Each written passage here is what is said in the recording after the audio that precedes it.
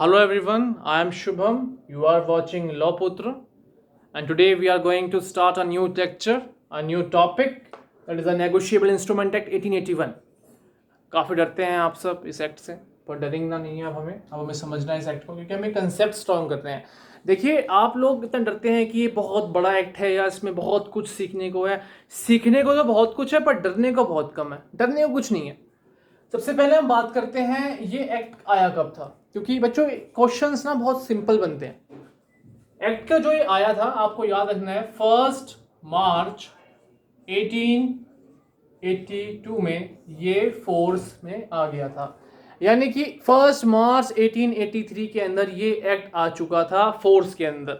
आ तो पहले ही गया था, तो कभी भी नाम से कंफ्यूज नहीं होना है। 1881 से हमेशा याद रखना है कि 1 मार्च 1882 में ये एक्ट आ चुका था। अब हम बात करेंगे इस एक्ट का ओरिजिन क्या है। तो इस एक्ट का ओरिजिन है इंग्लिश कॉमन लॉ, यानी कि जो ये एक्ट आया है ये आया है इंग्लिश कॉमन लॉ से। तो ये भी आपको याद रखना है कि इंग्लिश कॉमन लॉ से ये एक्ट हमारे पास आया है। बहुत अच्छी बात है जी। अब नेगोशिएबल और इंस्ट्रूमेंट दो वर्ड हैं इसके अंदर। तो नेगोशिएबल का मतलब क्या हुआ और इंस्ट्रूमेंट का मतलब क्या हुआ? तो कहीं नेगोशिएबल का मतलब ये तो नहीं कि बार्गेनिंग करना या नेगोशिएट करना, बिल्कुल भी नहीं। नेगोशिएट का मतलब क्या है, नेगोशिएबल का मतलब क्या है? तो यहां पर नेगोशिएबल का मतलब है ट्रांसफरेबल, यानी कि कोई ऐसी चीज जिसको हम ट्रांसफर कर सकते हैं या ट्रांसफर में हेल्प ले सकते हैं। इंस्ट्रूमेंट का मतलब क्या हुआ? कोई ऐसी चीज जिसके थ्रू हम कुछ खोल सकें या मैकेनिक की तरह हम कुछ रिपेयर कर सकें, नहीं। इंस्ट्रूमेंट का मतलब क्या हुआ? एक रिटन डॉक्यूमेंट जिसके थ्रू हम नेगोशिएट करेंगे। तो अब आपको डेफिनेशन समझ आई, नेगोशिएबल इंस्ट्रूमेंट। अच्छा, अब आप मेरे से पूछेंगे कि भैया एक बात बताओ जरा मेरे को, यार हर एक्ट की डेफिनेशन सेक्शन 2 के अंदर डिफाइंड होती है मोस्टली, पर जब हमने इस एक्ट को पढ़ा तो सेक्शन 2 में तो हमें डेफिनेशन मिली नहीं नेगोशिएबल इंस्ट्रूमेंट की। तो बिल्कुल नहीं मिलेगी, क्योंकि डेफिनेशन सेक्शन 13 के अंदर डिफाइंड है। और क्या डेफिनेशन डिफाइंड है वो हम समझेंगे कुछ टाइम बाद, क्योंकि पहले हमें समझना पड़ेगा बेसिक नेगोशिएबल इंस्ट्रूमेंट का। अच्छा जी, तो कितने टाइप के नेगोशिएबल इंस्ट्रूमेंट्स होते हैं? सिर्फ 3 टाइप के, याद रखिएगा, सिर्फ 3 टाइप के नेगोशिएबल इंस्ट्रूमेंट होते हैं, जिनमें से फर्स्ट हमारे पास आता है बच्चों बिल ऑफ एक्सचेंज, जो कि हमारे पास डिफाइंड होता है सेक्शन 5 के अंदर, नेगोशिएबल इंस्ट्रूमेंट एक्ट 1881 के अंदर। बिल ऑफ एक्सचेंज भी 2 टाइप का होता है, वो भी हम समझेंगे, जिसको हम बोलते हैं बिल पेबल और बिल रिसीवेबल। अच्छा, बिल पेबल और बिल रिसीवेबल इसका मतलब क्या हुआ, तो वो हम समझते हैं अभी। दूसरा हमारे पास आता है प्रो नोट, यानी कि प्रोमिसरी नोट, वो हमारे पास डिफाइंड होता है सेक्शन 4 के अंदर। और थर्ड हमारे पास आता है बच्चों चेक, और चेक भी एक तरीके का बिल ऑफ एक्सचेंज ही होता है, पर उसमें स्पेसिफिक बैंक आ जाता है, तो हमने उसको एक अलग टाइप का इसको नेगोशिएबल इंस्ट्रूमेंट की बना दिया है। चलिए अब हम थोड़ा समझते हैं बेसिक। हम बेसिक से स्टार्ट करेंगे, फिर हम नेक्स्ट क्लास के अंदर डेफिनेशंस करेंगे, और फिर उसके साथ साथ हम क्वेश्चंस साथ साथ मैं बताता रहूँगा आपको। जैसे कि ये वाला क्वेश्चन आ चुका है बिहार के अंदर 2013 के अंदर, कि कब ये फोर्स में आया था। तो मान लीजिए हमारे पास, हम एक बेसिक चीज से स्टार्ट करते हैं, हमारे पास एक सेलर है। क्या है जी? सेलर है। एक बायर भी होगा, बिल्कुल जी। दोनों के रिश्ते बहुत अच्छे हैं, क्योंकि दोनों बड़े फ्रेंडशिप में हैं। तो बायर ने एक दिन सेलर को बोला कि भाई साहब, मुझे 10 रुपये का कुछ सामान चाहिए आपसे, मेरी सैलरी तो अभी तक नहीं आई है, तो क्या आप मुझे क्रेडिट सेल करना पसंद करेंगे, यानी कि उधार पे देना पसंद करेंगे? तो बोलता है क्यों नहीं भाई, तुम मेरे दोस्त हो, मेरे मित्र हो, बिल्कुल देना पसंद करूँगा। तो ₹10 की क्रेडिट सेल हो गई है। कुछ टाइम बाद क्या हुआ, सेलर ने बायर के घर पर 2 बिल भेजे, और उसमें से एक बिल बायर ने सिग्नेचर करके वापस लौटा दिया सेलर के पास।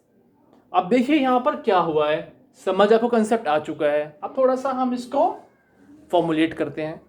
देखिए बीपी और बीआर हमने यहां पर समझ लिया है। बीपी और बीआर हमने यहां पर समझ लिया है। What is BP? BP is bill payable and BR is bill receivable. जो 2 बिल सेलर ने बायर के पास भेजे थे उसमें से जो साइन करके बायर ने एक बिल वापस सेलर के पास भिजवा दिया है, उस बिल का नाम हो गया है हमारे पास बिल रिसीवेबल, यानी कि BR। यानी कि वो पैसा कुछ टाइम बाद बायर को देना पड़ेगा सेलर को वापस 10 रुपये। और वहीं हम बात करते हैं BP की, यानी कि बिल पेबल। अब बिल पेबल क्या हुआ जी? बिल पेबल का मतलब है जो कि बायर ने अपने पास एक बिल रख लिया, 2 में से एक साइन करके तो वापस भेज दिया ना, लेकिन एक तो अपने पास रख लिया ना, तो वही हो जाता है हमारा बिल पेबल। यानी कि उतनी अमाउंट आपको देनी है, किसको? हमारे सेलर साहब को देनी है आपको वही अमाउंट। तो अब आपको 2 कंसेप्ट यहाँ पर समझ आ चुके हैं। बिल ऑफ एक्सचेंज आपको समझ आ चुका है। अच्छा, मान लेते हैं कि यहाँ पर तो इस कंडीशन में जो सेलर और बायर है, बायर को पैसे देने हैं सेलर को 10 रुपये, पर हम क्या सोचते हैं कि एक बंदा है C, कोई भी है C, एक बंदा है, आप याद रखिए एक बंदा है C। अब वो क्या है, उसने B से कुछ पैसे लिए हुए हैं, यानी कि जो C है उसके पास B के 10 रुपये हैं। इसका मतलब ये हो गया डेब्टर हमारा, C हो गया डेब्टर, किसका? B का डेब्टर। तो अब क्या होता है, मान लीजिए अब C को देने हैं B को 10 रुपये, पर C क्या बोलता है कि भाई साहब मैं डायरेक्टली जाके S को दे दूं, सेलर को दे दूं जाके आप 10 रुपये, बात तो सेम पड़ जाएगी ना, बिल आप मुझे दे दो वाला, मैं जाके सेलर को दे देता हूँ। तो चलो, उसने कहा चलो ठीक है यार, तुम सही कह रहे हो।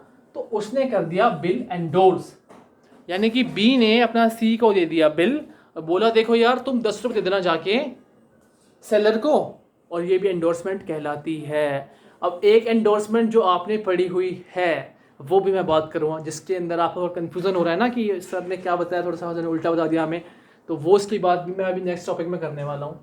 और ये चीज़ भी आपको याद रखनी है क्योंकि ये भी एंडोर्समेंट ही कहलाती है बच्चों। अच्छा जी, अब हम नेक्स्ट बात करते हैं थोड़ी सी डेफिनेशन की। हम बात करनी है डेफिनेशन की सेक्शन 5 के अकॉर्डिंग, कि सेक्शन 5 के अकॉर्डिंग बिल ऑफ एक्सचेंज की डेफिनेशन क्या है। तो डेफिनेशन आपको एग्जैक्ट लर्न होनी चाहिए क्योंकि एग्जामिनेशंस में आपसे डेफिनेशन एग्जैक्ट ही पूछी जाती है। तो डेफिनेशन सुनिए आप, according to section 5 of negotiable instrument act 1881, ठीक है बच्चों, a bill of exchange is an instrument, लिखिए, लिखते रहिए साथ साथ, a bill of exchange is an instrument in writing containing an unconditional order.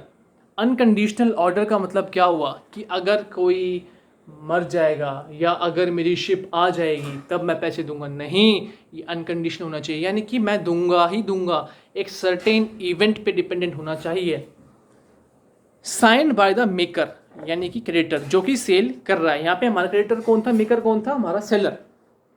Directing a certain person to pay a certain sum of money only to or to the order of a certain person or to the bearer of the instrument।